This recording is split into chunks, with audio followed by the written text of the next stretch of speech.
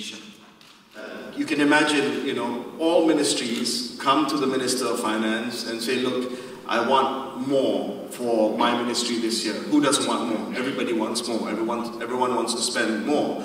And the Minister of Finance, whether it's Guan now or Najib before, will have to say that, okay, look, I listen, I hear you, I hear what you want, but the wiggle room is extremely small.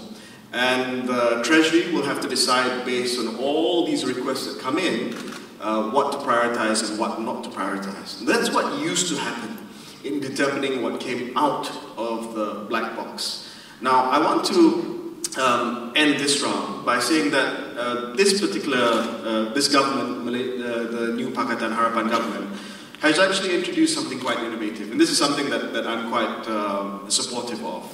When Guan presented the budget, he presented a new concept called zero-based budgeting, which I thought was a good innovation. You see, previously, the reason why a lot of things were already fixed and already stuck was the lack of justification from ministries as to why they need the budget. It was just, okay, if that was the line item in the last budget, we continue with that line item in this year's budget. But zero-based budgeting means that you have to start from zero. You have to justify your department's budget from zero. So for instance, I'll give you an example.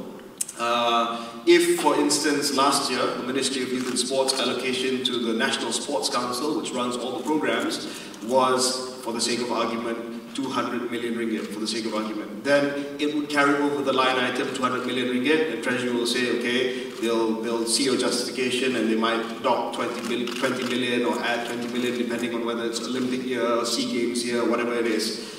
But under zero-based budgeting, the National Sports Council, the Ministry of Youth and Sports, will have to come back and justify that particular amount and say, this is what we want. So if that can be done in detail and in earnest, and again, this comes back to implementation, whether or not Treasury and the departments are able to do zero-based budgeting this year, then you might be able to see some savings and create a bigger wiggle room for new initiatives that are sorely needed. So I think coming back to the question of the black box, yes, there is great consultation, and I'm happy to add that the Parliamentary Select Committee that I'm a member of, that's chaired by former Minister of International Trade and Industry, Dr. Sri Mustafa Muhammad, we have been given a parliamentary oversight role, the Parliamentary Select Committee on the Budget. In fact, we're meeting right after I leave you today, where the Budget Committee not only looks at the implementation of this year's budget,